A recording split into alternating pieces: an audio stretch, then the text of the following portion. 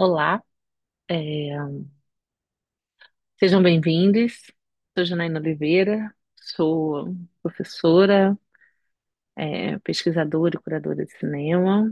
É,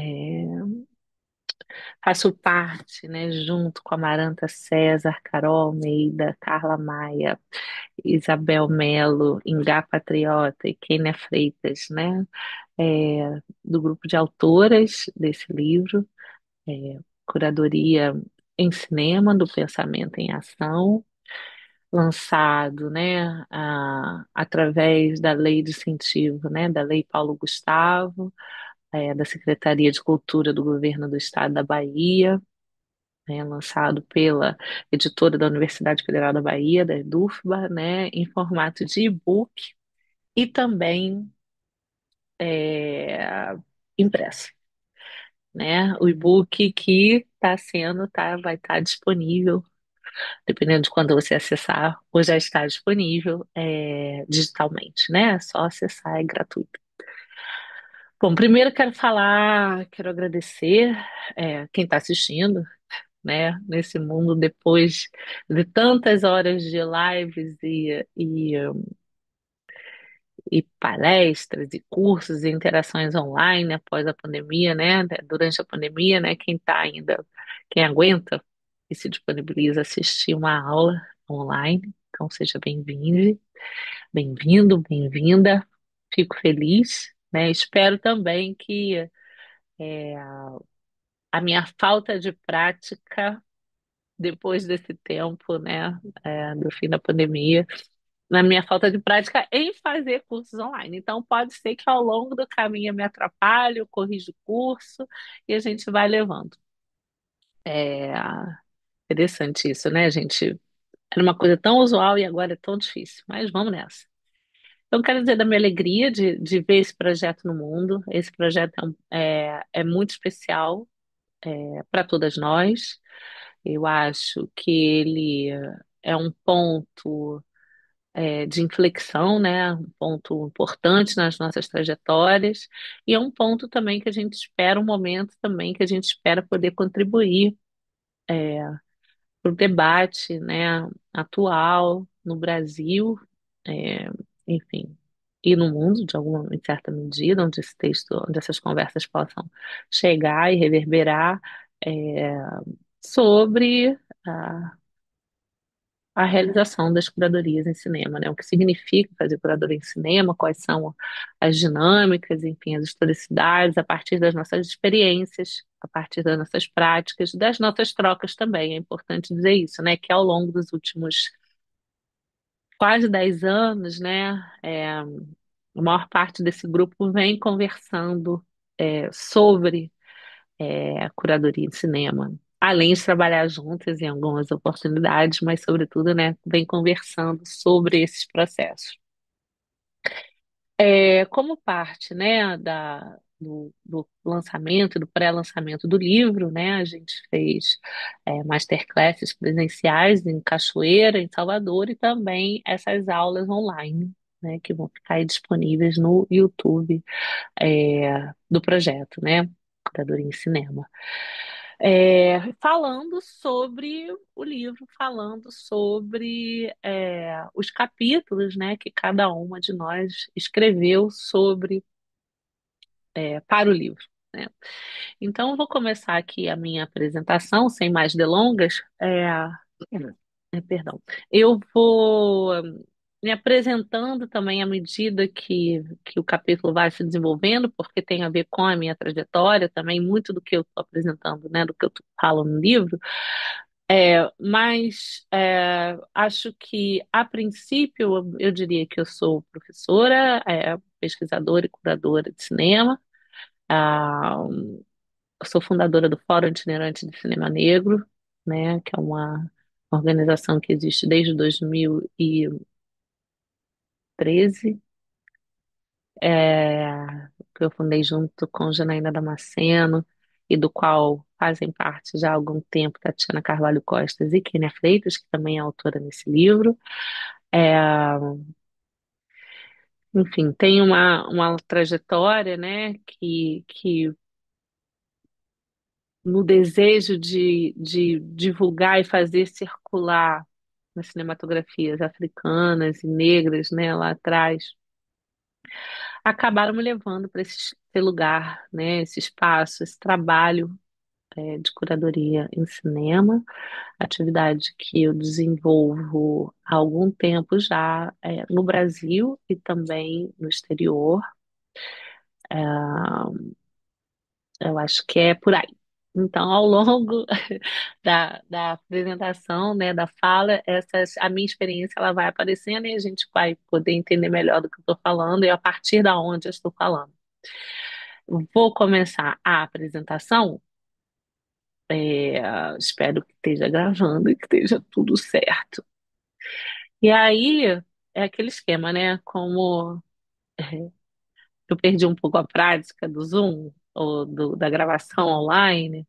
É, eventualmente a gente para e corrige o curso aí à medida que a apresentação for acontecendo, né?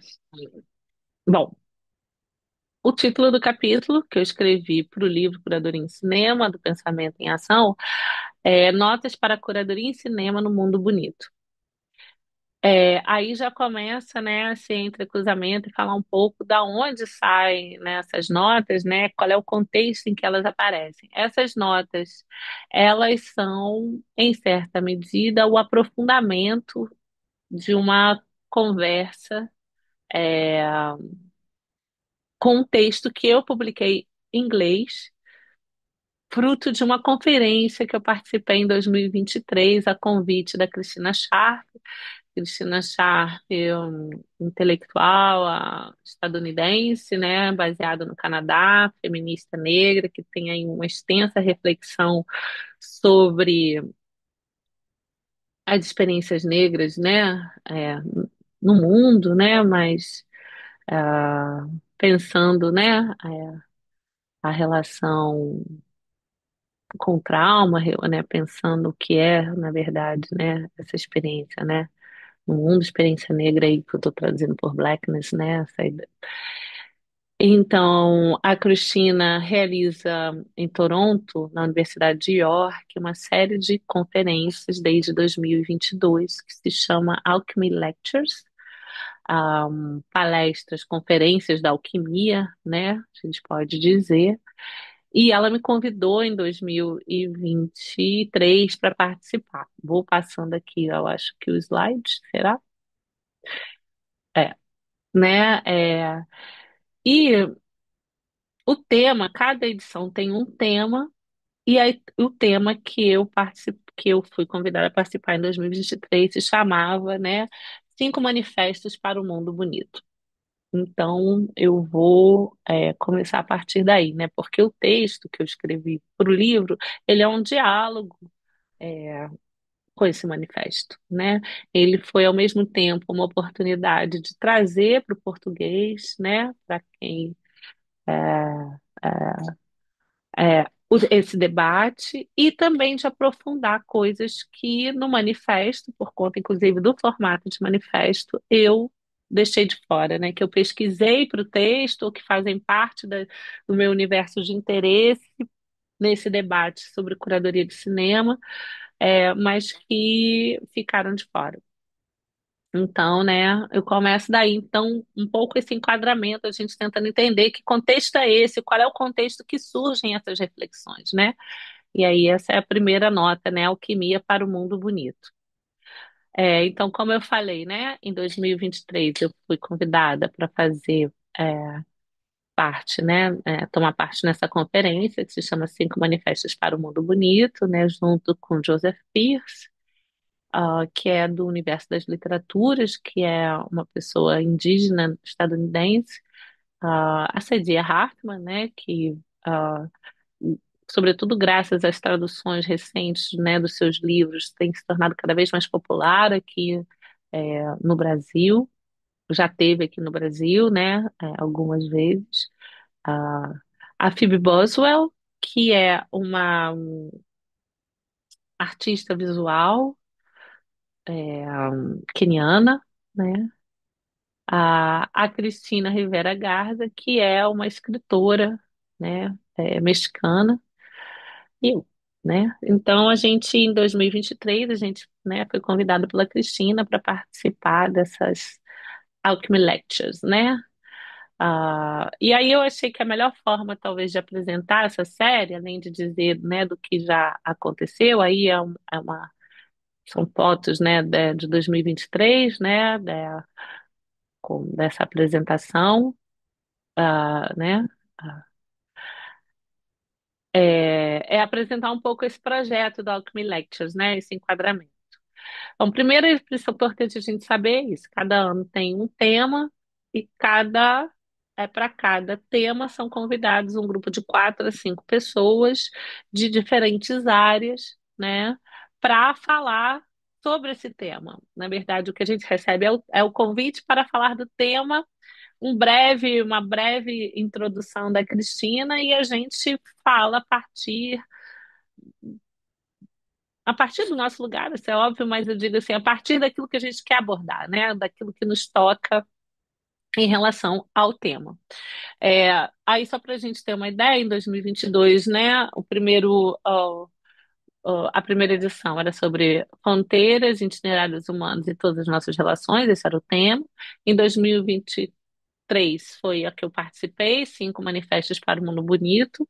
Em 2024 foi a cidade dos nossos sonhos. É, E em 2025, que se você está assistindo nesse momento que eu estou gravando, que é em setembro, essa Masterclass, então vai ser ainda, né, a edição de 2025, se chama Som no Interregno, né? Acho que, se eu não me engano, vai acontecer no final de outubro ou em novembro, início de novembro. Eu acho que é final de outubro.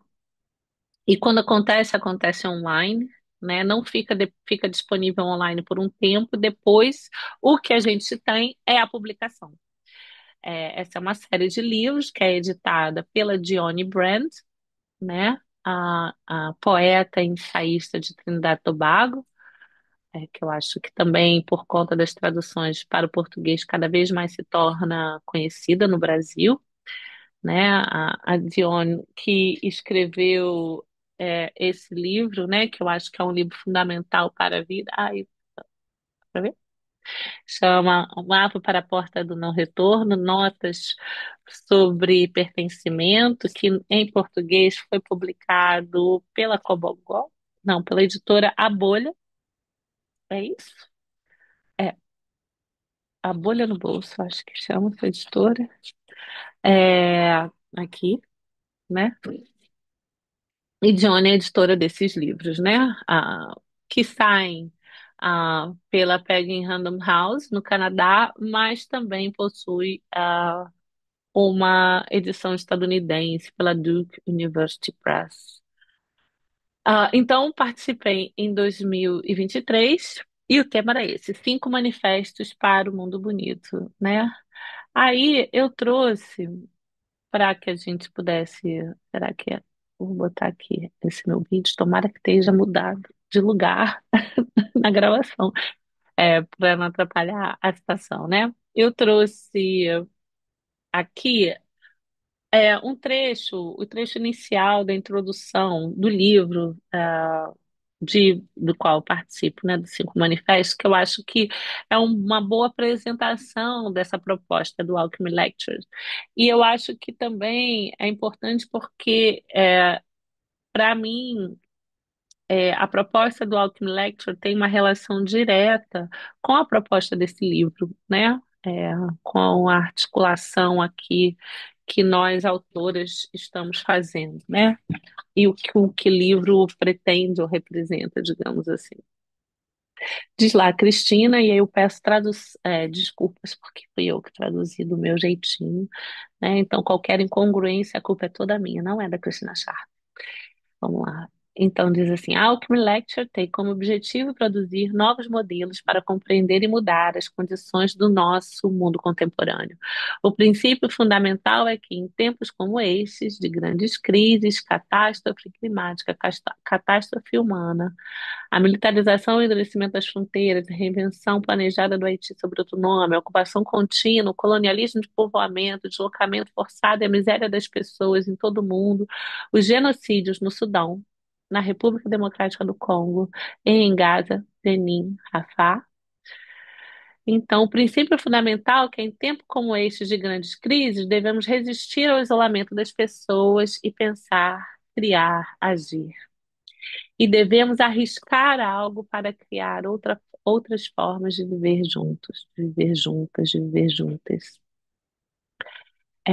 Então, eu acho que o que move Cristina, né, na realização dessas conferências, eu acho que também é o que nos move nesse livro, e motivo pelo qual eu trouxe o manifesto, né, para cá, né, a conversa do manifesto, não para cá, para esse livro, né? É o desejo de que a gente possa viver outras coisas, outras possibilidades é, de existência, né, com o cinema, no caso, né? É uma tentativa, né, risco nesse sentido, né, de você propor e de ensejar que as coisas aconteçam. Então, esse é o contexto do Alchemy Lectures, e aí vem a questão do mundo bonito, né?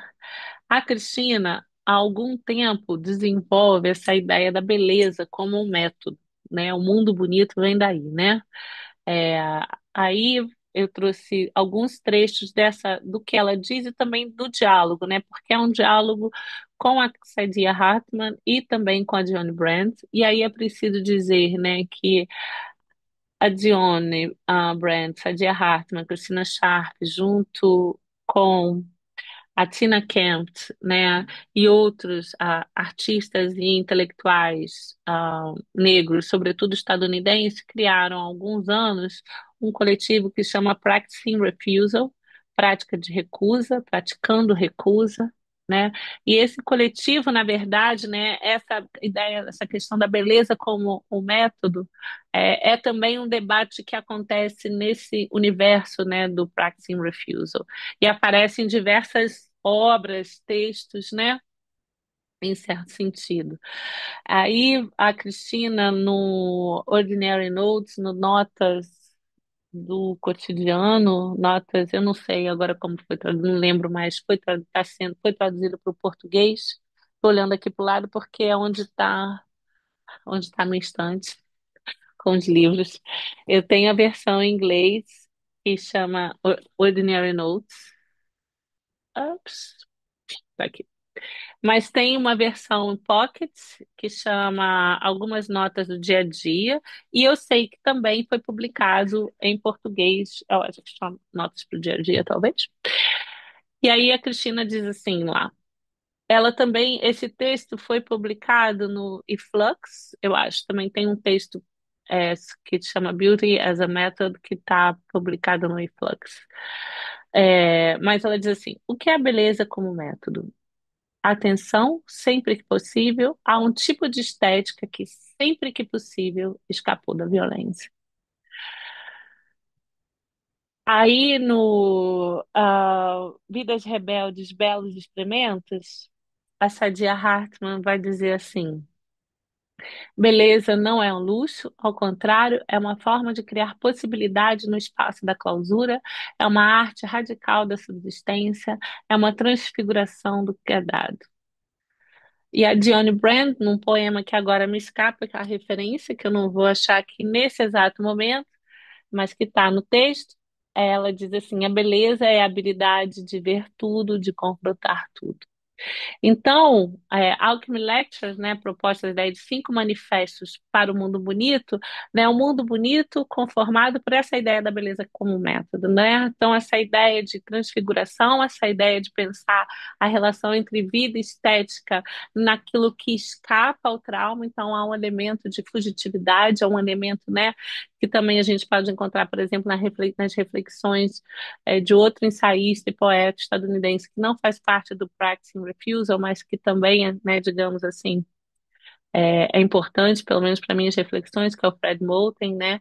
Essa ideia, e também numa conversa com a Saidiya Hartman, né, sobre isso, né, essa ideia, né, de como se lida com essa experiência, digamos, né, que o colonialismo nos impõe, impõe às pessoas negras no mundo, mas impõe ao mundo, né, como você escapa, né, ao trauma, sem esquecer que a gente está falando aqui do sul global, né, então, assim, a partir dessa experiência global, do sul global, que é uma experiência colonizada, né, como é que você equaciona, lida com essa ideia do trauma, né, e a beleza vem aí então, cinco manifestos para o mundo bonito a base é essa relação.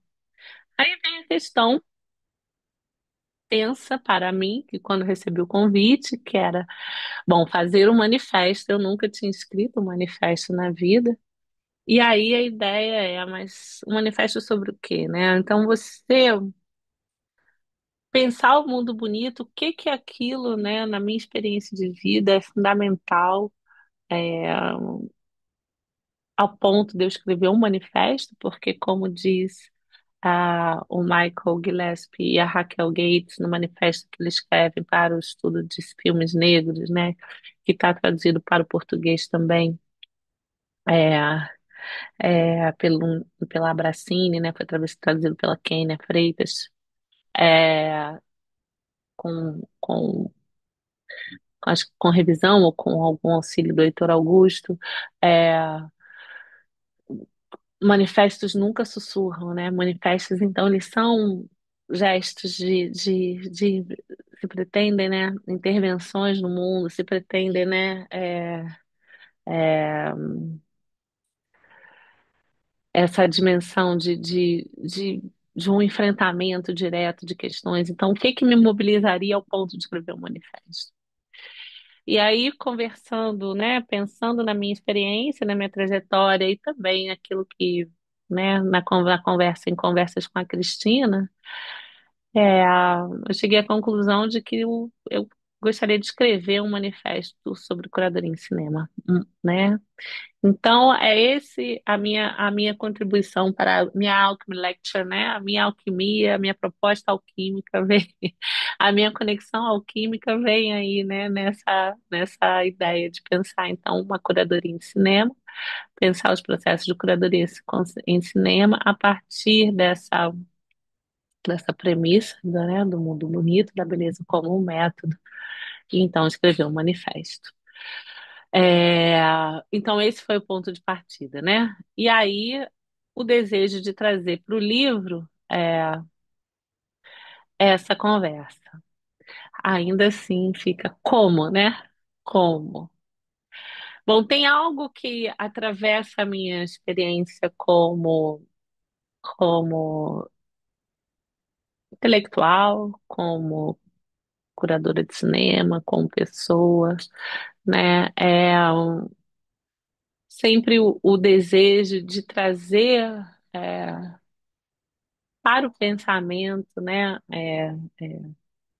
noções, ideias, conceitos, enfim, concepções que realmente dialoguem, né, enfim, com a experiência vivida, quase citando Fanon, com a experiência vivida da pessoa negra, no caso eu, né? Então, como, por onde começar esse manifesto? Isso foi uma imensa crise na minha vida, não vou mentir, né?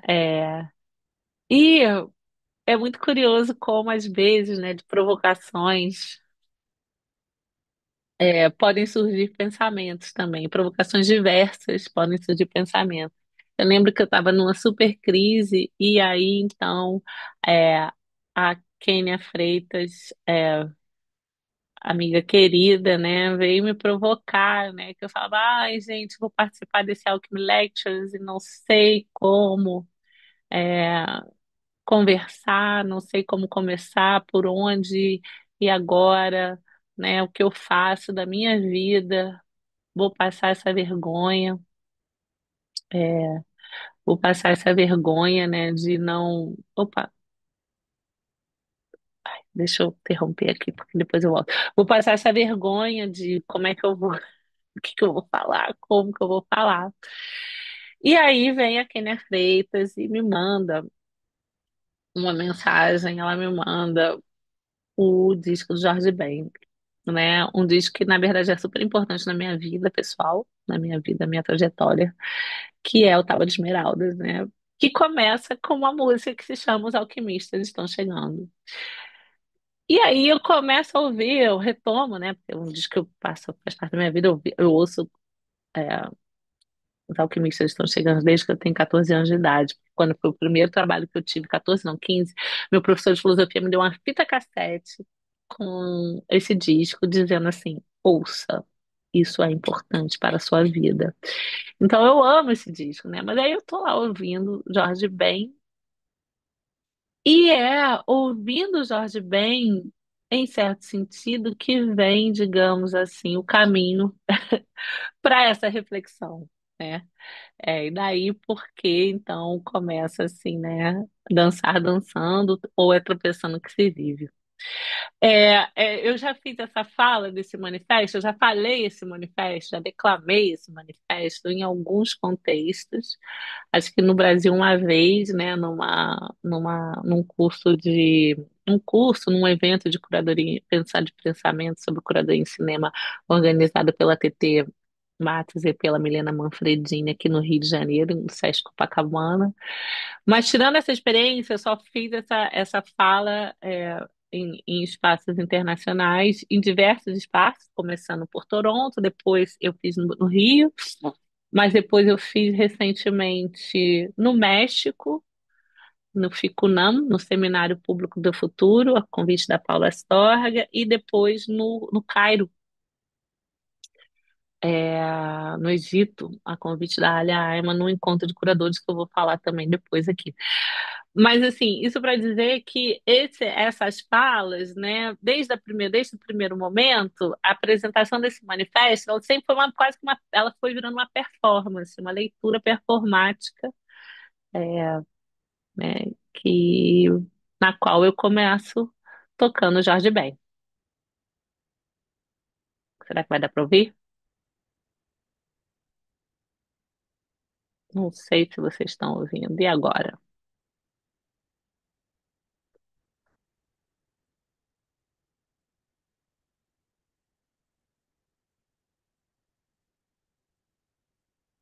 Não faço ideia se você se está gravando ou se está passando o sol. Bom.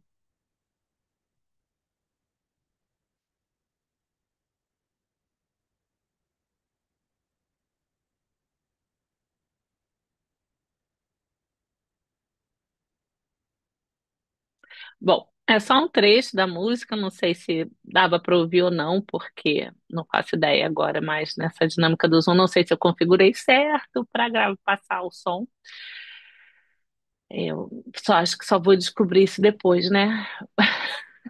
Espero que dê certo. Mas assim, se não deu para ouvir, é o começo, a primeira faixa.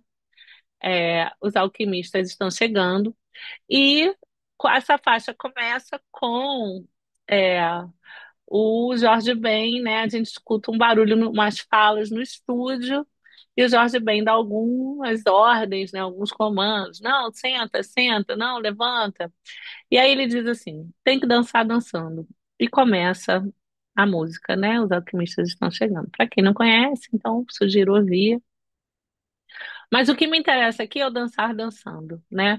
Porque eu vou usar como um ponto de partida para o pensamento essa tautologia do Jorge Ben do dançar dançando, né? E aí, a partir daí, eu vou fazer essas articulações. Então, vocês já perceberam que isso aqui não é o manifesto, nem é a apresentação performática do manifesto, porque tudo isso, né, quando eu falo manifesto, eu faço lendo, né? Então, eu toco Jorge Ben e eu começo, então, a leitura de um texto que eu escrevi a partir do manifesto, né, para ser lido, né, para ser falado, que o manifesto também ele é mais tal como publicado em inglês, ele é mais amplo do que a apresentação, mas eu leio, né? Então há uma performance que eu não estou fazendo aqui. Uma performance, calma, né? Uma leitura performática, não é que eu faço nada muito demais, é só a forma como eu vou lendo, enfim. Que eu não estou fazendo aqui. Então, aqui o que eu estou fazendo, eu vou, e que não faço no livro, obviamente, porque é outro texto, eu vou explicando essas dinâmicas, né? Partir do dançar dançando, né? E aí tem essa outra frase em crioulo da Martinica, de Guadalupe, que é Mandé também se vive, que é tropeçando que se vive. E na verdade eu vou fazer uma articulação entre a ideia de dançar dançando, é tropeçando que se vive, e o pensamento do tremor do Eduardo Glissant, que é um poeta, escritor da Martinica, cuja obra é fundamental na articulação do meu pensamento, né? Não só no meu pensamento sobre curadoria em cinema, mas no meu pensamento de modo geral. Aí eu parto, né? Esse é o ponto de partida. O texto do manifesto começa nessa articulação, mas o que eu quero trazer para a nossa conversa aqui, né, é essa dinâmica, né? É entender que pensar para mim a partir desse lugar no sul global, a partir da minha experiência com uma mulher negra, nesse contexto, né, do mundo do cinema, fazendo curadoria em cinema, é mobilizar também outras epistemologias. Eu acho que é isso que dançar dançando significa, nesse sentido, né, começar com uma música, começar assim um texto, né, começar o pensamento a partir de outros lugares muito relacionados, né, à experiência vivida. Então, esse é um primeiro ponto. Aí tá, vou seguindo aqui. Então, o texto, então, ele segue, né, fazendo, né, qual é o ponto sobre o dançar dançando, né? O dançar dançando possui, né, uma, uma dinâmica, né, uma proposta, né, que ele serve para mim como uma abertura para a gente falar, né, de um outro modo de formular o pensamento de um modo geral, mas também o pensamento em cinema, né? E aí eu digo assim, e eu vou ler esse trecho, né, do texto que diz assim: foi dançando, dançando que a curadoria em cinema entrou na minha vida. No meu caso, dançar, dançando fala dos caminhos não lineares, das muitas encruzilhadas atravessadas que me levaram a realizar curadoria em cinema. Não diz tanto da dimensão de improviso, mas de uma fluidez necessária que ser uma mulher negra no sul global exige para transitar nos domínios do cinema e da curadoria. Porque isso, né, exigiu de mim, em certo sentido, transformar os marcadores que o mundo colonial relegou às margens, ou seja, ser mulher negra no sul global. Então há uma dimensão uma fluidez necessária, e aí no manifesto eu faço toda uma relação entre os processos alquímicos do Jorge Ben, dançar dançando, né, e essa dimensão dessa fluidez, que eu não preciso fazer aqui porque está no texto, mas eu só quero deixar, né, explicitar que eu acho que é essa conversa, um pouco esses caminhos, né? Então, a falar a partir desse lugar exige, para mim, mobilizar outros marcadores epistemológicos, né? Então, como mobilizar esses marcadores? A partir da onde? A partir da experiência. Isso inclui o Jorge Ben, inclui a tautologia do dançar dançando, que no manifesto volta de diversas maneiras, né? Porque é um, é um gesto, né, que reiterado, mas ele aponta para o quê? Ele aponta para a possibilidade de reenquadrar, pensar de uma outra maneira, não linear, não determinista, a partir da experiência, ou seja, então, imanente, né, sobre o cinema, os cinemas, sobre o processo de fazer curadoria em cinema. Aí, juntamente com né, essa articulação, eu vou trazer o Eduardo Glissant, né, no, num texto que também está traduzido para o português, que é nesse livrinho, Conversas do Arquipélago. Parece que estou vendendo livro, né, aqui, mas é porque os livros estão aqui, aí eu posto livro. É, é uma conversa, né, traduzida para o português que ele vai ter com o crítico de arte, curador de arte, né, Hans Ulrich Obrist, melhor falando, né, Obrist. É, e na qual o Glissant vai falar dessa ideia, que aparece também em outros lugares, mas aqui eu acho que talvez, né, seja uma conversa que também apareça de maneira muito clara e pontual sobre o pensamento do tremor. O pensamento do tremor, eu faço um paralelo entre dançar dançando e o pensamento do tremor, porque o Glissant vai dizer sobre o pensamento do tremor. Não é incerteza, nem tampouco medo, não é aquilo que nos paralisa. O pensamento do tremor é o sentimento instintivo que nos leva a recusar quaisquer categorias de pensamento fixo ou imperativo. Tremblement, né, em francês, né, tremor é o pensamento que nos possibilita despender tempo, nos possibilita vaguear, nos possibilita recusar todos os sistemas de terror, dominação e imperialismo com a poética do tremor. Ele nos permite que estejamos em real contato com o mundo e com os povos do mundo. É.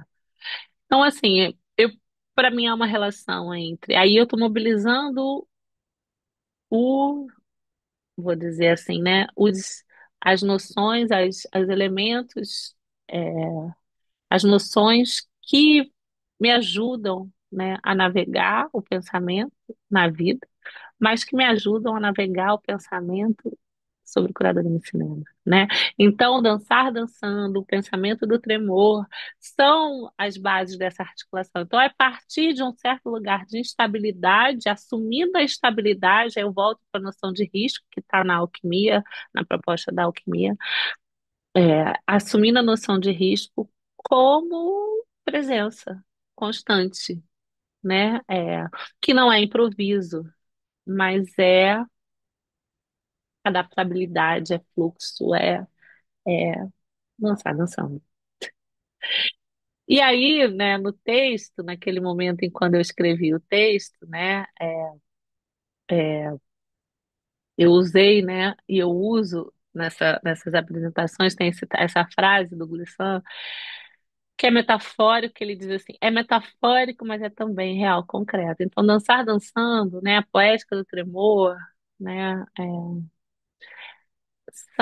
é uma metáfora, né? Mas é também real e concreto, né? É imanente, né? A gente não está falando de um pensamento que se dá fora do mundo. Isso é um ponto importante naquilo que eu estou mobilizando nessas notas sobre curadoria em cinema, né? Para o mundo bonito, né? Então a gente pensa no mundo, a partir do mundo, com o mundo, né? Então a gente pensa com o cinema, né? É, mas não só. Aí, por fim, só para voltar aqui, né, e deixar para quem não viu o texto ainda, eu mobilizo também, nessa ideia de pensar com o cinema e mobilizar outras epistemologias, uma reflexão que está a partir do título de um filme, de um cineasta da Martinica, que mora, na verdade, em Guadalupe, né, ao lado da Martinica, lá no Caribe, que se chama Wally Fall.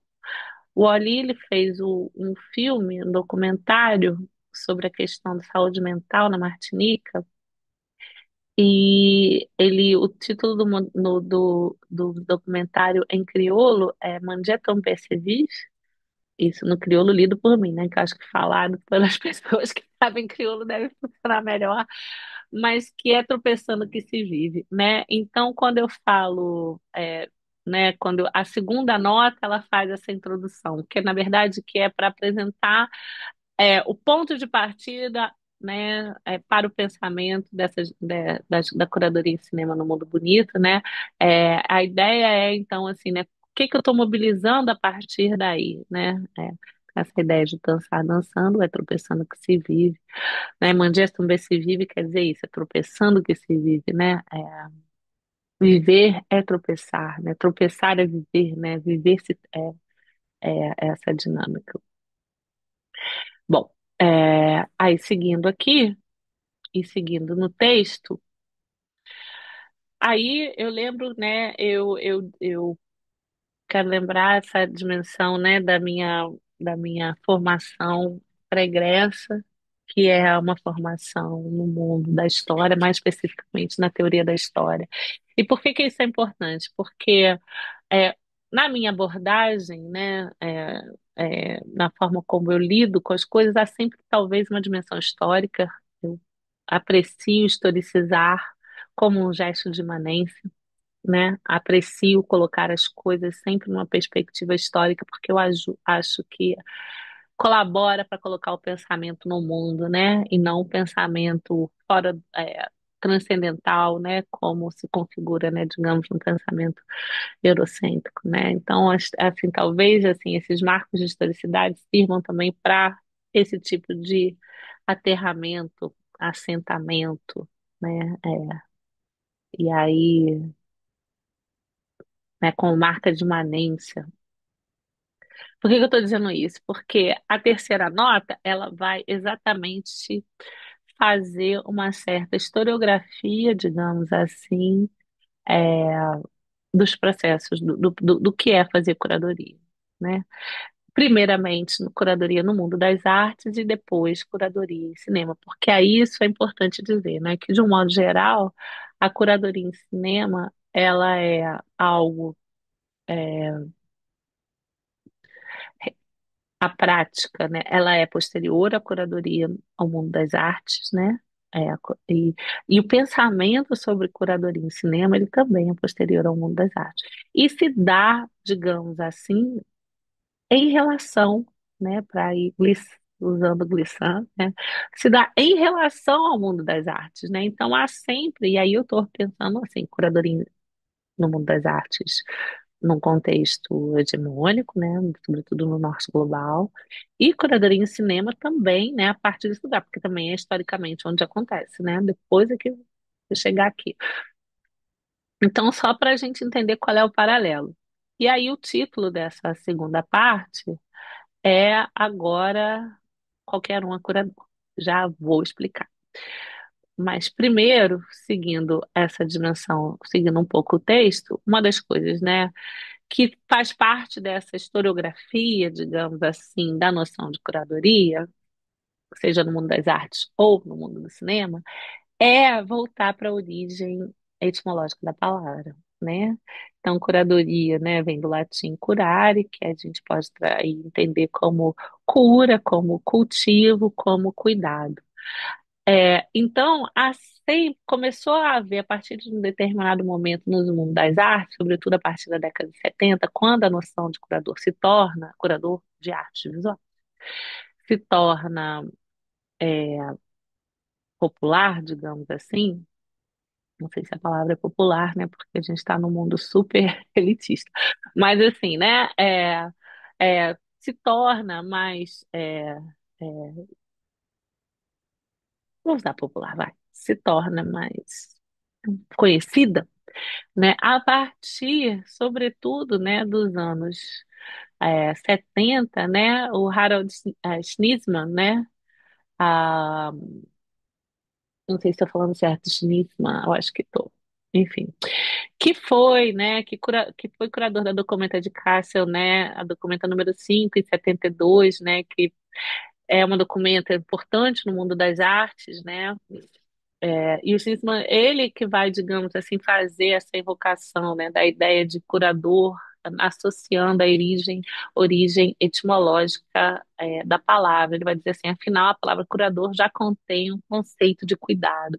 E aí, nas etimologias possíveis, né, o caminho é curador e cuidado. Então, curador e cuidado sempre juntos. O curador e cura, né? Às vezes, dependendo da tradução, né? Mas eu gosto mais da ideia do cuidado. Eu gosto mais para nossa reflexão aqui, né?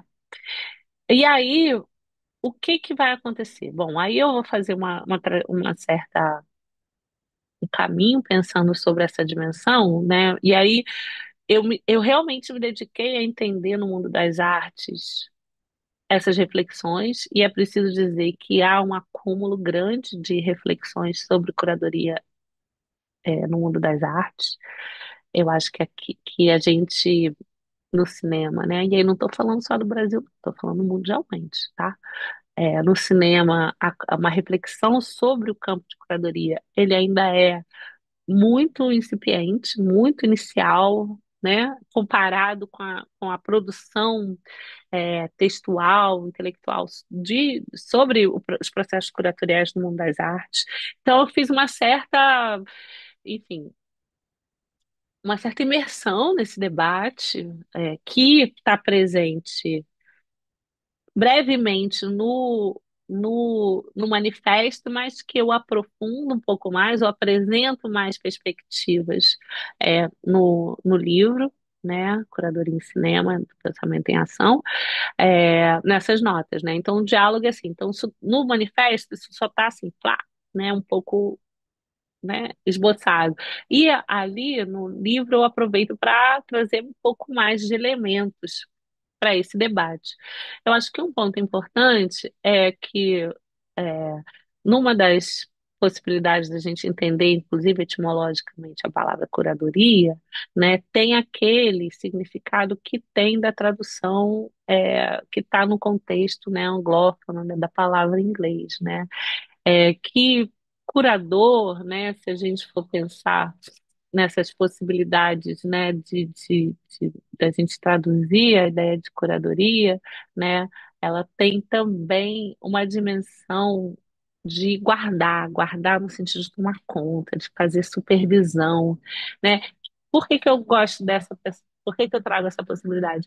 Porque eu acho que aí é uma das questões que vão atravessar esse campo e que, às vezes, quando a gente foca na dimensão do cuidado, a gente talvez oblitera, apaga, invisibiliza a questão do poder, né? Então, assim, há etimologicamente nessa possibilidade de pensar a curadoria, é, a noção de cura, a noção de cuidado, mas a noção também de supervisão, a noção de que você toma conta de algo, cuidar nesse sentido, né? Cuidar no sentido de proteger, guardar, conservar, né? Por quê? Porque é um dos debates também correntes, né, no mundo das artes, né, à medida que o tempo avança, década de 80, 90, é a ideia de que o curador de arte, ele é também um gatekeeper, né? Ele é alguém que ele cuida, ele conserva, mas ele também guarda a porta, né? Ele, quem entra, quem sai, aquilo que fica de fora, aquilo que fica de dentro, que é parte do trabalho de curadoria. Sempre que a gente seleciona um número de filmes, a gente deixa todos os outros de fora. Então, esse debate também está presente aí, tem uma bibliografia sobre isso, né? É, é, né? Tem essa curadora inglesa, Kate Foley, que vai falar disso, tem o Olu Ogibe, que também, num texto que acho que está até em português, também vai falar dessa ideia do curador como alguém que fica no meio do caminho, aí ele já numa produção mais contemporânea, nos anos 2000, né? Então, assim, desde sempre está presente essa dimensão de poder. Esse é um ponto importante para a nossa reflexão sobre curadoria em cinema. Pensar esse lugar. Aí, né? Por que que eu chamo atenção para isso? E aí, isso é uma coisa que não está no manifesto, mas está aqui, né? Eu acho que na minha trajetória, uma das maiores influências, assim, para pensar a ideia de curadoria, né, vem é, a partir, né, ah, do curador, historiador da arte nigeriano, né, Okui Emezor, né, que foi já faleceu. Ele é um curador importante, assim, né? Porque no mundo das artes ele é que vai trazer, digamos assim, né, de uma maneira transformadora a presença do continente africano para o mundo das artes. Então ele é uma inspiração, né? A gente tem aí hoje um mundo de curadores, curadoras negras, né? Que vem aí trazendo outras perspectivas, perspectivas críticas e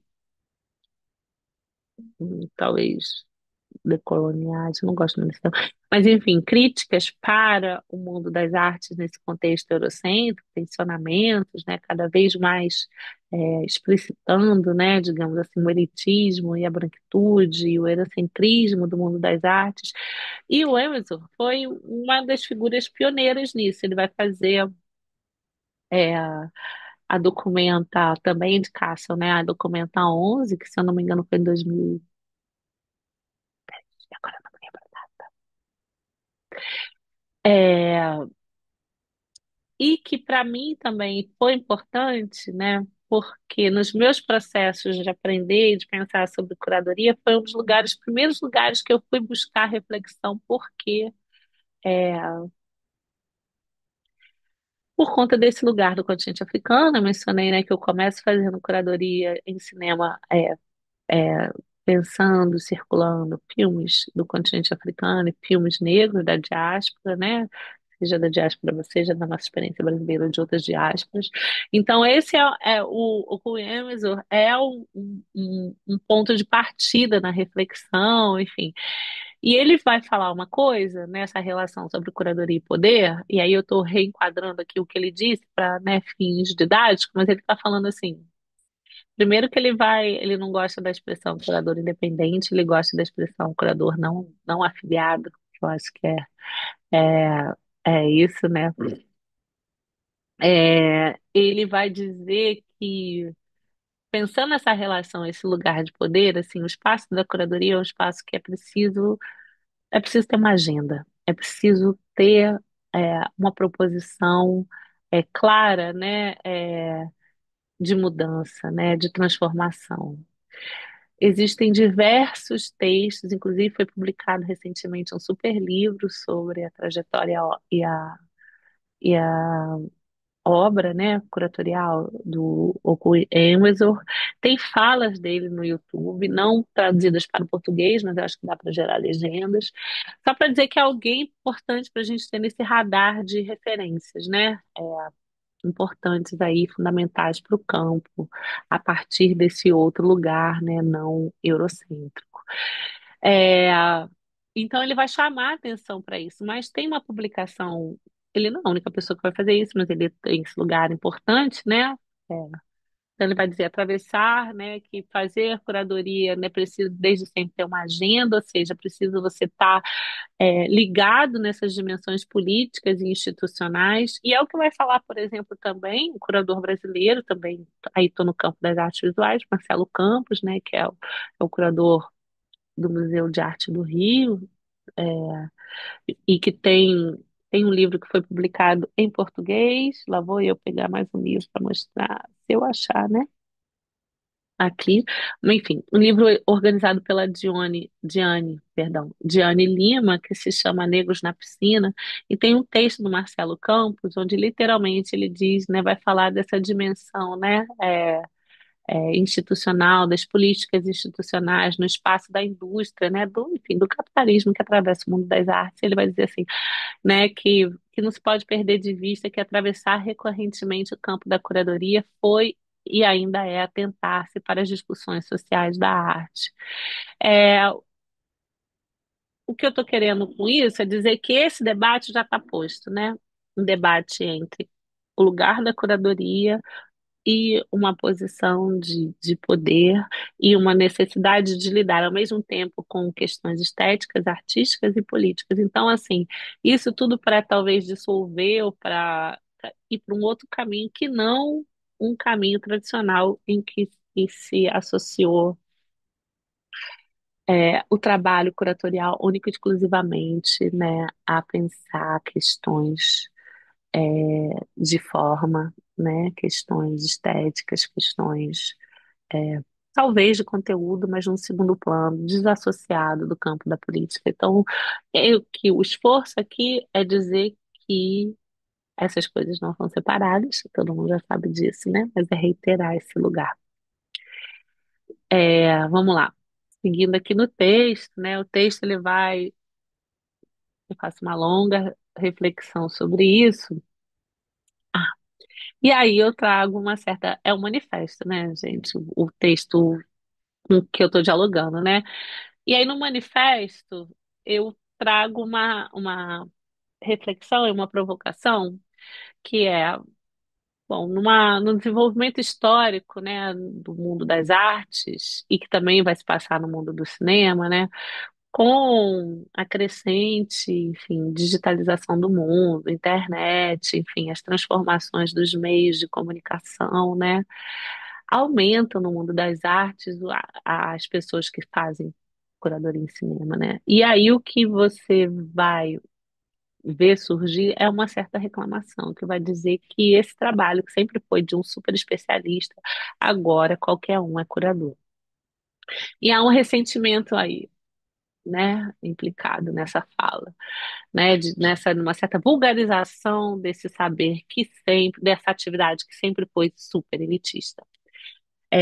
Aí eu faço um paralelo, já começo a fazer um paralelo entre o mundo do cinema e o mundo das artes visuais e o trabalho de curadoria nesses dois campos. Então, assim, se no mundo das artes visuais, né, quem se torna curador de cinema é o historiador de arte, é o connoisseur, né, é o especialista, né, é alguém dotado de uma profunda erudição, e aí erudição, a gente precisa entender que erudição é um valor constituído historicamente, né, na Europa do século XVIII, né, então, quer dizer, saber muito sobre alguma coisa é isso, ser um valor, né, ter valor, é, porque não é um conhecimento generalista, é um conhecimento específico, né, erudição, ou são conhecimentos específicos, né, acumulados.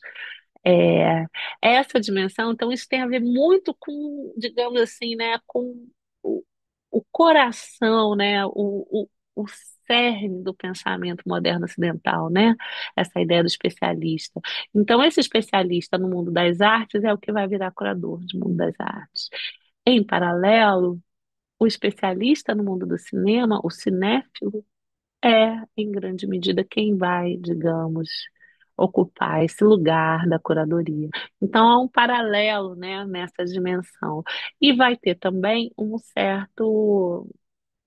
compartilhamento dessa queixa à medida que esse lugar se torna, eu não vou dizer democrático, não ouso dizer isso, mas se torna menos elitista com a presença com outras presenças, com presenças de mulheres, com presença de pessoas negras, com pessoas indígenas, de pessoa LGBT, QIAPN+. Então, assim, esse rancor, que qualquer um agora faz curadoria, qualquer uma, né, ele vai estar presente. Então, é um pouco essa, a nota dialoga com isso. Por quê?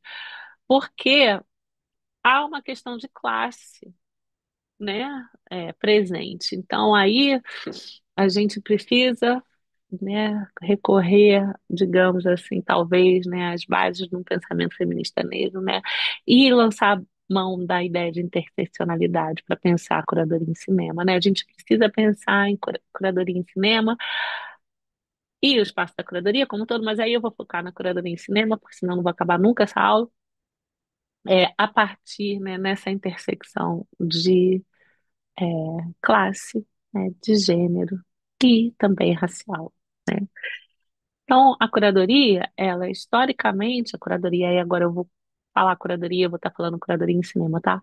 A curadoria em cinema, ela é uma questão de classe, ela é uma questão de privilégio. E mais uma vez a gente recorre também no texto, e eu desenvolvo isso mais, né, um pouco melhor do que no manifesto, né, de como isso, na verdade, está articulado, né, esse campo, né, da política institucional, mas é quem é o curador, na verdade, né?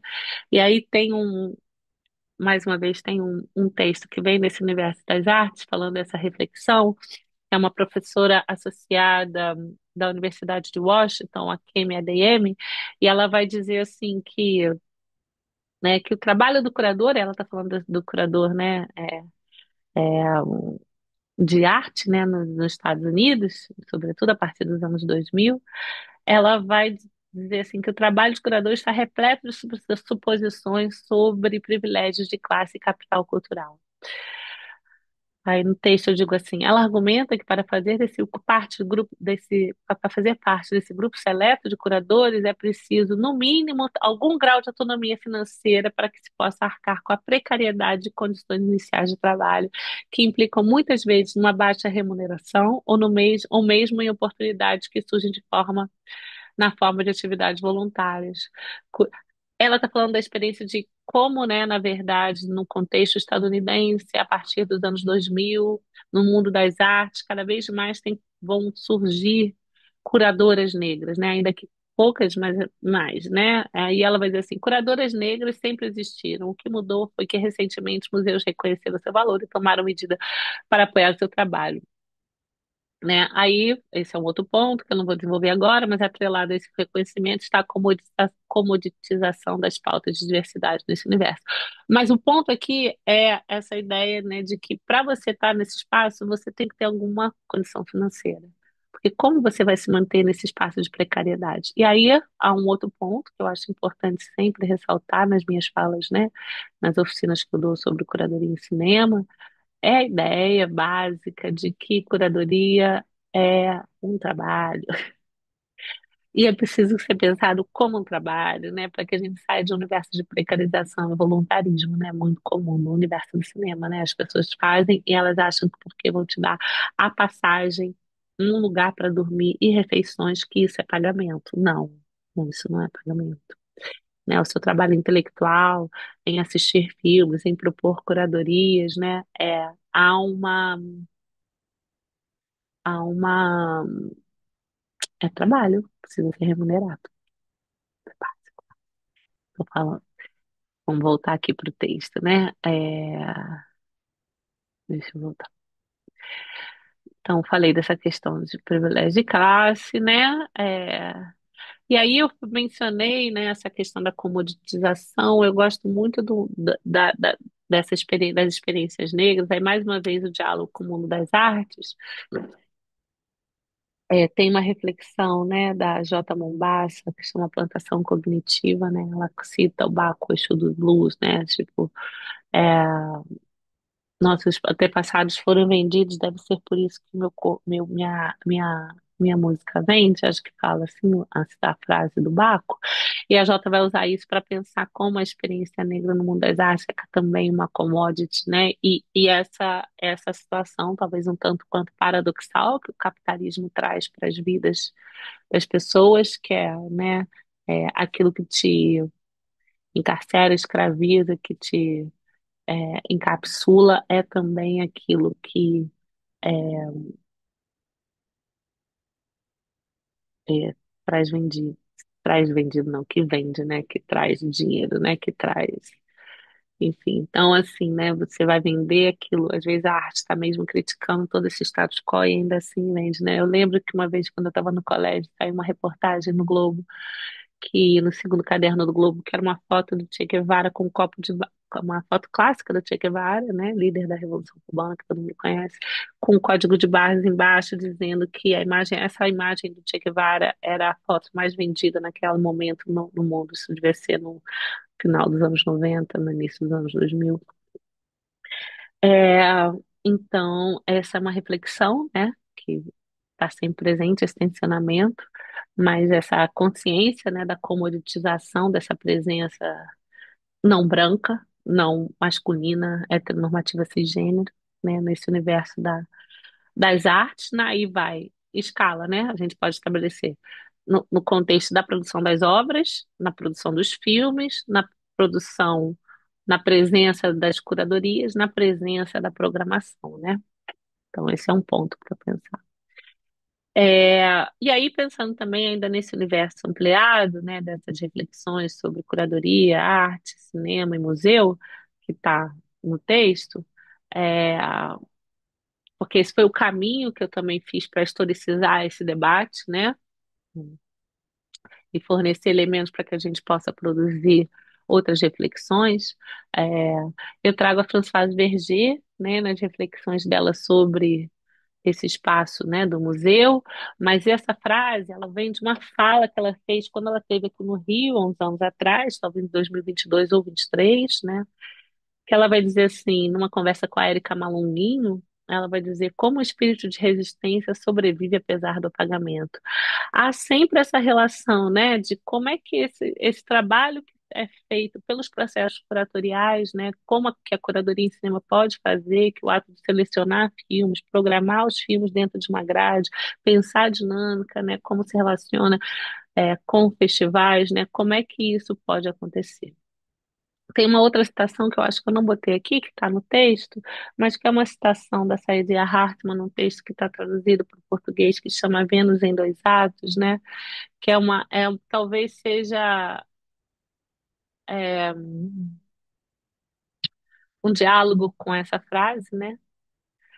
Que eu sempre acho que precisa de uma pausa, que eu não faço aqui, que na leitura que eu faço do manifesto eu paro, né? Eu repito essa frase várias vezes e paro para a gente pensar, para que essa frase ecoe, né? Como o espírito de resistência sobrevive apesar do apagamento.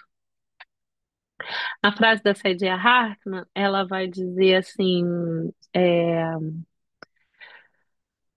é, como que a gente fala, como falar do trauma, como, né, como mostrar o trauma, digamos assim, no que pensando nas imagens, como falar do trauma sem replicar a gramática da violência.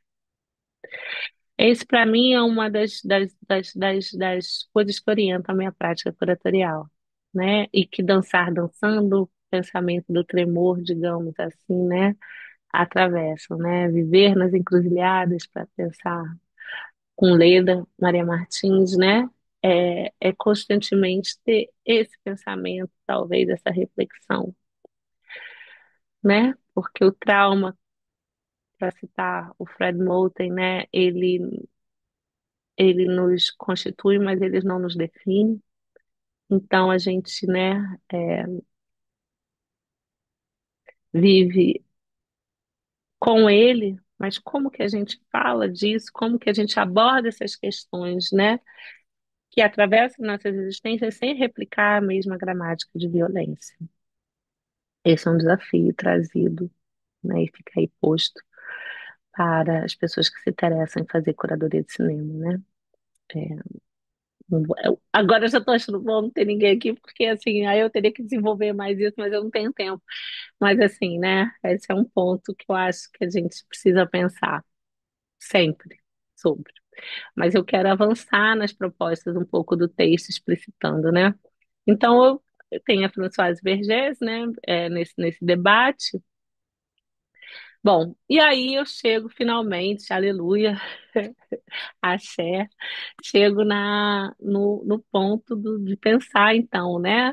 Aí eu venho só fazendo um certo diagnóstico, né? E nessa interlocução entre o campo das artes visuais, o campo dos museus, o cinema, os museus, o lugar da curadoria, né? Essa queixa com essa a entrada cada vez mais, né, de outras presenças no espaço curatorial como uma desvalorização do trabalho, quando na verdade, assim, não, né? Mas então, né, esse paralelo do desenvolvimento no mundo das artes, do historiador da arte, do crítico de arte, o cinéfilo, o especialista em cinema que vai se tornar o acadêmico, que vai se tornar curador, curadora, curador, e uma certa queixa, né, um ressentimento desses espaços hegemônicos de poder sobre a entrada desses. Bom, e aí a gente entra então na conversa sobre então mais assim como então, né, pensar a curadoria em cinema a partir de outros lugares que não da reiteração do trauma, que é onde a reflexão, né, na nota 4 um pouco vai caminhar. E aí a gente mobiliza, volta à ideia, né, inicial do manifesto.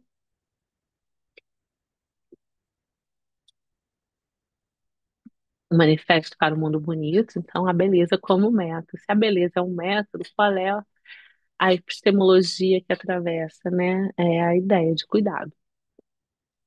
Aí, cuidado, né? Como uma epistemologia, não mais como simplesmente uma evocação da etimologia da palavra, mas como uma prática de recusa para mobilizar mais uma vez aqui a Tina Campos, que é alguém super importante na minha é, articulação intelectual, né?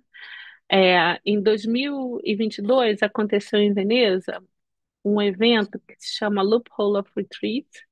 É, tem disponível no YouTube para ver essas falas, inclusive a minha. É, e a Tina Kempt vai nessa fala que ela faz no Loophole, né?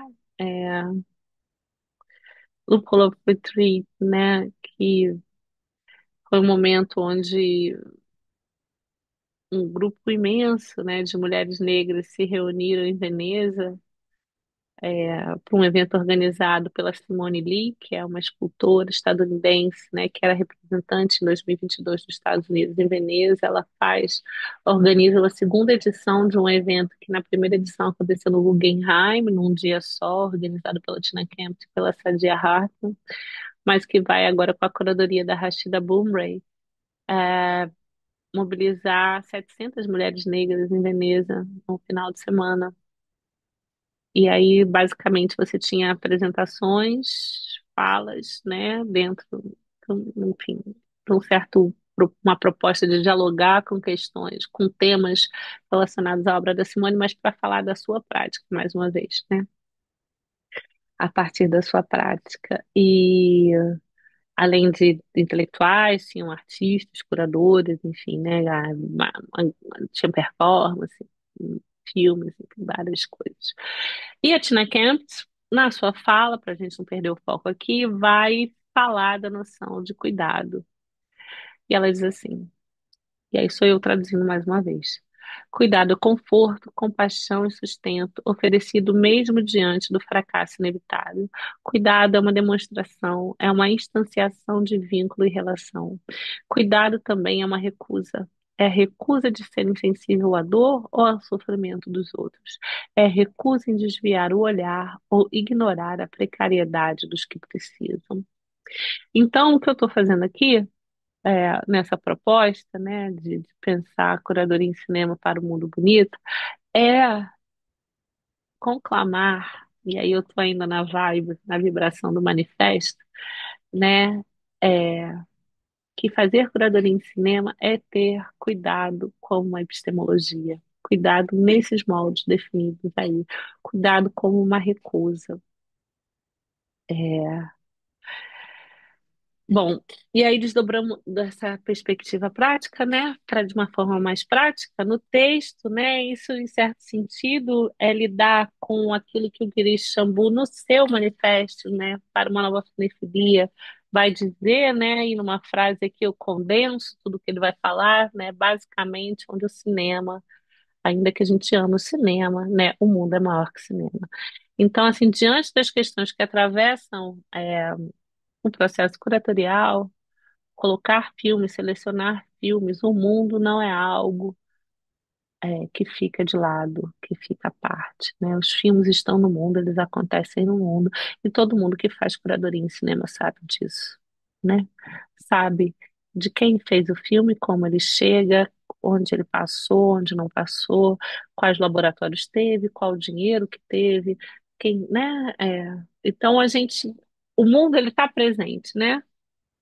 Por que que eu estou dizendo isso? Porque na forma, digamos assim, hegemônica de pensar a curadoria em cinema, houve sempre uma aura que coloca, né, os filmes, digamos assim, de uma maneira afastada, né, dessa dimensão do mundo, né?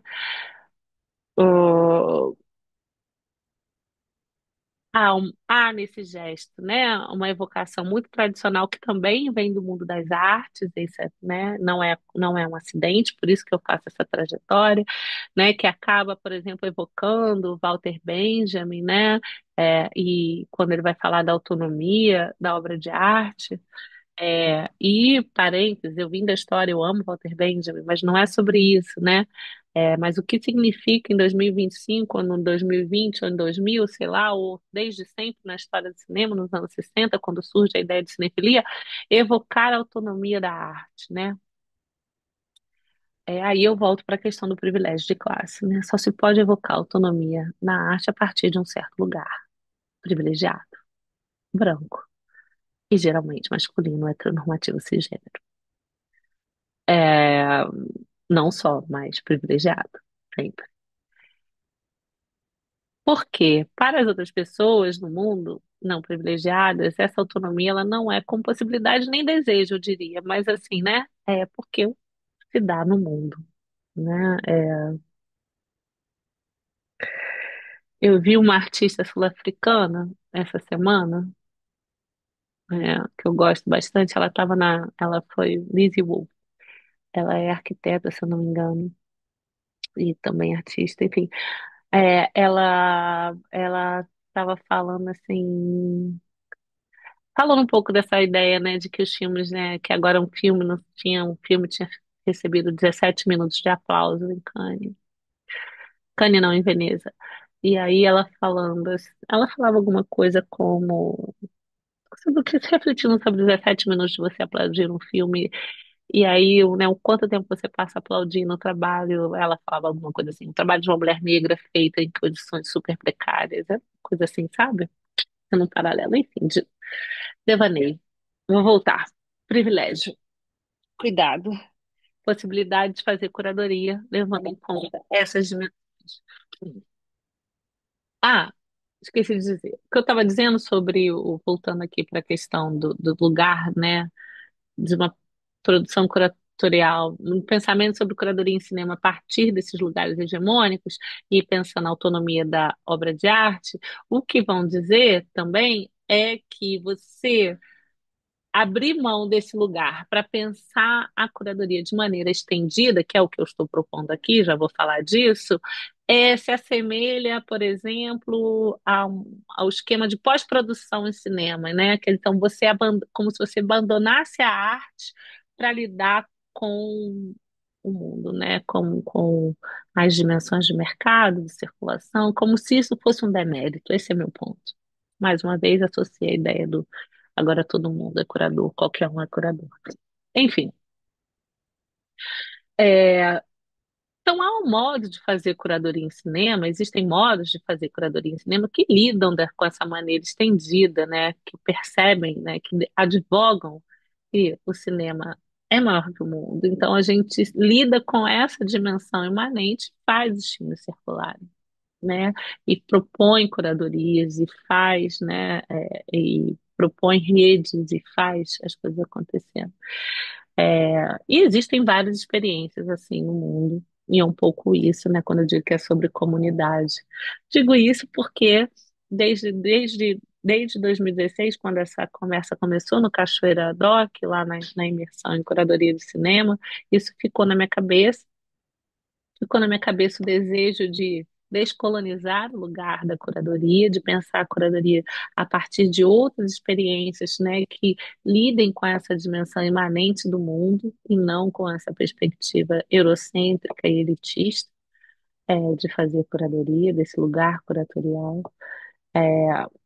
Que aí comecei a realizar essa série de conversas políticas do olhar, diálogos sobre curadoria e descolonização.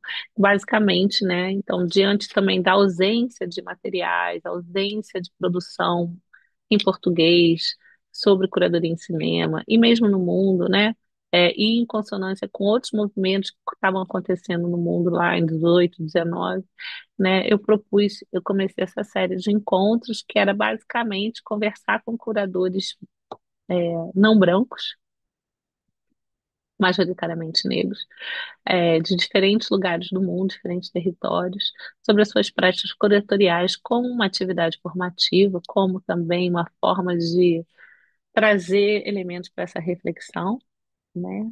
Até hoje a gente já conversou com 24 pessoas de 11 países ou territórios, está aí a lista. Aqui são algumas dessas carinhas que talvez vocês conheçam. Tem aí Vitor Augusto, para falar do caso brasileiro, né? Eu fiz isso em diferentes festivais e mostras com que eu colaborei. Eu comecei no Encontro de Cinema Negro Osmo Bubu, é, mas depois segui no FIAMB, que é o Festival da PAN, e na Semana de Cinema Negro de Belo Horizonte, né? Essas foram as últimas edições, né, do FIAMB, quando eu trouxe o Salim Fayyad e o Júnior Divani, depois na Semana de Cinema Negro de Belo Horizonte, onde eu trouxe a Anabela Muturão e o Jonathan Ali. É uma longa lista, né, de pessoas, e, enfim, todo mundo muito interessante, né? É, eu já escrevi sobre políticas do olhar e a gente está vendo formas, né, de transformar. é, Na verdade, já comecei esse processo, né, de transformar o Políticas do Olhar num livro, né, também, para disponibilizar essas experiências, né? Isso aí, talvez só final de 2026, vamos ver. Bom, e aqui, mais uma vez, a importância, né, desse momento no Cachoeira Doc, né? Vivência em Curadoria de Cinema na Perspectiva das Mulheres, que foi nesse momento inicial, é, esse momento inicial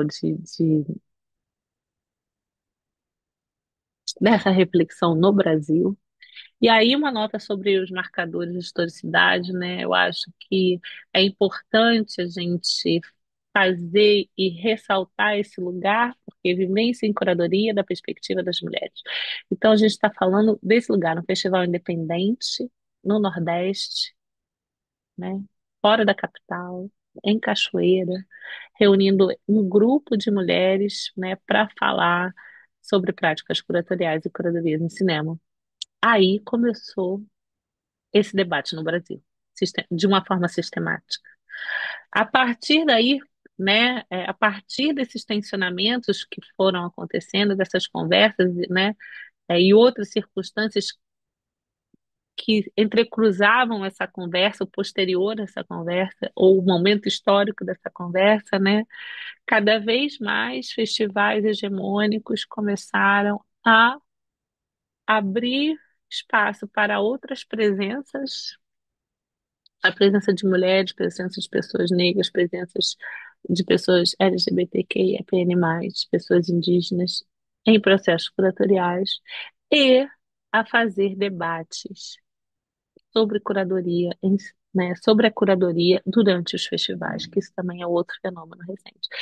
Eu gosto de ressaltar isso para que não haja, né, porque é muito fácil assim, a promoção de apagamentos históricos, de colocar num festival hegemônico o começo disso, como eu já vi diversas vezes, né, por aí. Então, assim, né, é importante estabelecer esses marcos. E aí, quando eu falo disso no texto, né?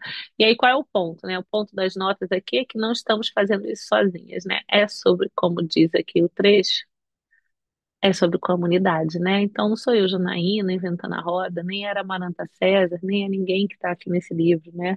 Mas é a forma como a gente navega esse universo, ele é nesse diálogo coletivo, né?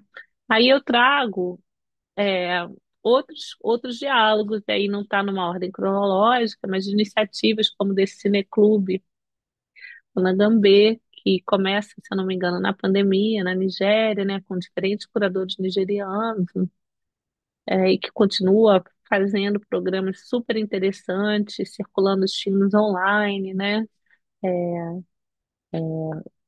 que é uma proposta incrível. Outra experiência que aconteceu durante a pandemia, do Greg DeKill Jr., que teve em 2019, na primeira edição do Políticas do Olhar, que muito me inspira, inclusive me inspirou para pensar também, né, acrescentando nesse debate sobre curadoria de cuidado, literal como cuidado, e cuidado como epistemologia, porque ele vai, né, nomeou Atos Radicais de Cuidado, essa série que ele fez para o Media City Film Festival, perdão, se eu não me engano, 2021, foi durante a pandemia. Enfim, outros movimentos, como esse da Leia Morranha, da Anabelle Aventuran, a Anabelle que também teve no Políticas, né, dessa ideia do não online, não online film archives, né? Eu estou jogando aqui as coisas e elas estão no livro também para a gente pensar nessas experiências, né? E porque outra coisa importante nessa reflexão sobre processos curatoriais, e é uma pergunta constante às vezes das pessoas como fazer curadoria, eu acho que é essa dimensão da pesquisa, não só sobre os filmes, mas também sobre outras práticas curatoriais, né? Então, aqui são possibilidades. O Third Horizon também, que é cuja direção artística é do Jonathan Ali, né, que também esteve com a gente no Políticos. Também é um festival de filmes caribenhos que acontece em Miami também, que eu acho que tem acrescentado muito para essa, não circulação só de filmes de caribenho, mas para um pensamento, né, sobre curadoria e como a gente curadoria e cuidado, e curadoria e outras possibilidades, né, de pensar sobre cultura fílmica. A série que eu fiz para o Flyer Seminar, né, a série, a curadoria, que se chama Opacidade, Opacity, no qual durante 10 dias, em 18 sessões, né, eu mobilizei a noção de opacidade do Eduardo Blissan, é, como prompt curatorial, né, para programar os filmes. Eu não tenho tempo aqui para desenvolver todos esses meandros, né, que eu acho que foge um pouco das notas, mas das notas do livro, mas está lá, né, nas notas eu também apresento e tensiono essas, essa perspectiva, né, do de opacity. Aqui tem mais informações sobre o opacity, sobre o Flight Seminar, que agora aqui eu não vou desenvolver. O que que eu estou querendo, né? Qual é o ponto central, eu acho, do nosso encontro aqui, né? E enfim, relacionado, né, ao livro, né? É essa possibilidade, né, de pensar sobre fazer curadoria em cinema, é, a partir de outras epistemologias. Eu acho que é esse meu esforço em mostrar aqui, né? Mostrar um pouco como eu, Janaína, mobilizo outras epistemologias, outras que eu estou querendo dizer o quê, né? Não talvez o pensamento canônico é, da academia sobre cinema, academia no Brasil e no norte global. Então, isso implica em mudar, usar outras fontes para falar como historiadora, né? Usar música, usar filmes, usar autores que não estão, talvez, pensando sobre cinema, mas cuja reflexão é, é, atravessa, né? Cruza, entrecruza, encruza as nossas existências, né? Como o Eduardo Glissant, como Leda Maria Martins, a Cristina Scharp, a Lia Hartmann, Denise Ferreira da Silva, Amaranta César Calamaiga, Patriota, Carol Almeida, Kênia Freitas e Isabel Mello, né? Para citar os meus colegas, queridos amigos, que também são Carla Maia, que também são pensadoras do cinema. Então, é como a gente usa essas reflexões, né? Essas epistemologias, para fazer uma reflexão sobre a prática.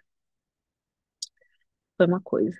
A outra coisa, né, é a proposição, isso está no texto, da ideia de cuidado como uma epistemologia, né, uma epistemologia que é, ao mesmo tempo, né, um caminho que implica uma prática, né, uma prática que recusa a indiferença ao genocídio, a indiferença ao sexismo, a indiferença à transfobia, a indiferença à violência contra as populações indígenas, a indiferença aos danos profundos do colonialismo contemporâneo, é,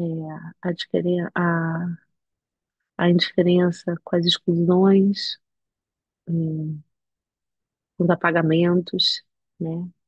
É, então, tendo isso como uma condição sem a qual não se faz nada, né? Esse é um ponto. E isso implica pensar a curadoria de uma forma estendida, de uma forma ampliada. É pensar para quem a gente está fazendo a curadoria, qual é o contexto, as dimensões políticas e institucionais, as limitações orçamentárias, os horários da sessão. Então, curadoria em cinema é uma atividade estendida, ainda que não caiba a quem faz a curadoria as decisões sobre isso. Mas eu acho que sempre cabe alertar quem cabe a decisão o que impacta, né? O que impacta não haver tradução, o que impacta passar um filme 10 horas da noite em certa região da cidade onde não há metrô, o que impacta, né? Deixar de fora um filme que talvez seja muito mais importante para o debate, para incluir um filme que teve todos os acessos, passou por todos os laboratórios e todos os fundos, né, em tal lugar e que provavelmente vai entrar em circulação em algum momento, né, e usar a janela para passar esse filme, não um outro filme que talvez nunca encontre o público de uma maneira tão plena como naquela mostra de festival específico. Então, sim, o que se defende, e aí eu estou no clima do manifesto, é realmente a ideia da curadoria como, né, da curadoria em cinema como essa prática estendida. Então, já indo para nossa conclusão, curadoria em cinema para o mundo bonito, aos moldes do manifesto, né, é ter o cuidado com o pensamento, né, como epistemologia, é com uma atividade expandida sem hesitação. Não precisa pensar duas vezes assim, é sobre isso, é sobre cuidar dos filmes, mas também do público, né? Porque uma das coisas que eu falo no texto é qual é o desafio, como você mantém aí seguindo a ideia de opacidade do Eduardo Glissant, né? De você defender o direito à opacidade, né? Da singularidade das coisas, aí no caso dos filmes, é, como você faz isso e ao mesmo tempo, né? Estabelece conversas, né? Como você constrói essa possibilidade dentro das sessões e com os festivais, com as mostras, né? É para uma outra conversa, mas que não aqui, mas que, né? Muito está no horizonte. É sobre trabalhar na ordem do cotidiano e do comum, né? Fazendo as quebras, né? Das ideias das hierarquias de excepcionalidade, né? O primeiro, a única, né? O lugar de exceção que mantém também, né? As margens, é, as presenças que nos interessam, né? É sobre o não excepcional e singular. Então, como diria o Eduardo Glissant, mais uma vez, é metafórico, mas é também concreto. Acho que é isso, né? E aí, sim, né? Agora qualquer uma é curador, é curadora. É, e é sobre isso. No manifesto, eu termino o manifesto voltando ao disco do Jorge Ben, é, e eu termino o manifesto tocando outra faixa para as pessoas que não é mais os alquimistas estão chegando, uma faixa do lado B, para quem tem um disco de vinil, é uma faixa que chama Zumbi, que ele vai dizer que ele quer ver o que vai acontecer quando o zumbi chegar. E eu termino o manifesto, termino o texto, vou terminar minha fala um pouco com essa reflexão. Eu acho que no mundo bonito o zumbi vive, né? Porque fazer curadoria em cinema para o mundo bonito é sobre brechas, é sobre fugitividade, é sobre a possibilidade de você encontrar caminhos criativos sempre que possível, né? Aí eu volto para a ideia da beleza como método, né? Sempre, eu gosto quando a Cristina Sharp fala assim, né? É, ela vai dizer, eu vou voltar lá para o começo, né? A beleza como método é uma atenção sempre que possível, a um tipo de estética que sempre que possível escapou à violência. Então é isso. Deixa eu olhar se eu teria mais alguma coisa a acrescentar nessas notas. Eu acho que não. Eu fico por aqui. Espero que de alguma forma seja faça sentido, né? Para quem está assistindo, agradeço quem ficou até o final. E é isso. Leia um livro. É. Aí a citação já é o Tim Maia Racional, né? Leia o livro Universo Desencanto. Não é o Universo Desencanto. Leia o livro Curadoria em Cinema do Pensamento em Ação. Livro que foi feito por mim, Amaranta César, Carl Ramaia, Engal Patriota, Isabel Melo e Kênia Freitas, com muito desejo de troca de ideias, é, circulação de filmes, mas também, né, arriscando pensar, arriscando é, fazer algo para que o mundo que a gente vive seja, o mundo que a gente vive, o mundo que a gente vive seja é,